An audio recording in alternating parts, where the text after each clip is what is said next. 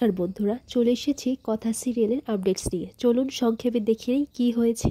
আজকের পর্বে শুরুতে আপনারা দেখতে পাবেন প্রত্যয় তারা মিলে যখন সেই ছেলেটিকে খুঁজতে গিয়েছিল, তখন কথার মনে পড়ে যে এটা তো সেই ছেলে যার সাথে মান্ডবীর বিয়ে হয়েছিল। আর এদিকে প্রান্তিক চিত্রাকে ফোন করে জানায় যে বিয়েটা কি সত্যিই হচ্ছে, আর এই বিয়েটা যদি হচ্ছে তাহলে আমি ছদ্মবেশে নিশ্চয়ই আসবো বিয়েটা দেখতে।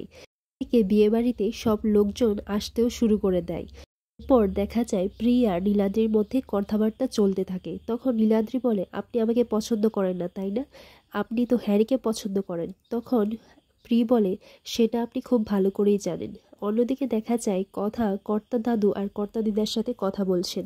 কথা বলে, কর্তা দাদু কর্তা দিদা, আজকের দিনটা শুধু তুমি আমার উপর ভরসা রাখো, দেখবে সব ঠিক হয়ে যাবে। আর এটা একটা ধাঁধা হচ্ছে মান্ডবীর মুখোশ খুলে টেনে বার করার জন্য, আর পাচক মশাইয়ের মনে আমার জন্য কি জায়গা আছে সেটা জানার জন্য। অন্যদিকে দেখা যায় কথা এভিকে বলছি, যদি এই বিয়েটা আজকে সত্যি সত্যি হয়ে যায় তাহলে কি করবেন আপনি। এরপর এভি বলে, আমি জানি তুই এই বিয়েটা হতে দিবি না, আর তুই আছিস না। ওর কথা এভিকে বলে, কিন্তু আপনার মা যখন ফিরে আসবে তখন আপনি তো আপনার মায়ের পছন্দ করা মেয়েকে বিয়ে করবেন, তখন তো আমাকে এখান থেকে যেতেই হবে। এরপর কথা এভিকে বলে, আপনি না এখন শুধু মান্ডবীর আর আপনার বিয়ের ব্যাপারে ভাবুন, আর অন্য কিছু ভাবতে হবে না। আর আপনি না পাচক দিনটা একটু কম করবেন, ঠিক আছে। আর অন্যদিকে চিত্রা এটাই ভাবতে লাগে, বিয়েটা তাহলে হচ্ছে, কিন্তু বিয়েটা তো মণ্ডপ পর্যন্ত পৌঁছে গেল, তাহলে কথা কি মান্ডবীর আর এভির বিয়েটা সত্যি সত্যি মেনে নিয়েছে নাকি। এর আসরে মান্ডবী আর এভিও পৌঁছে যায়, কিন্তু মান্ডবী মনে মনে এটাই ভাবছে, একবার জাস্ট বিয়েটা হোক। কিন্তু প্রেসের লোকেরা কোথায়? প্রেসের লোকেরা তো এখনও দেখছি না। প্রেসদেরকে দেখে এই কথার আত্মারাম খাঁচার থেকে একবারে উড়ে চলে যাবে। এদিকে পিসিয়া টেনশন করছে বলে ছোটকা বলে, আরে ও তো চলেই যাবে। তখন তয় ব্যাপারটাকে ধামাচাপা দেওয়ার চেষ্টা করে।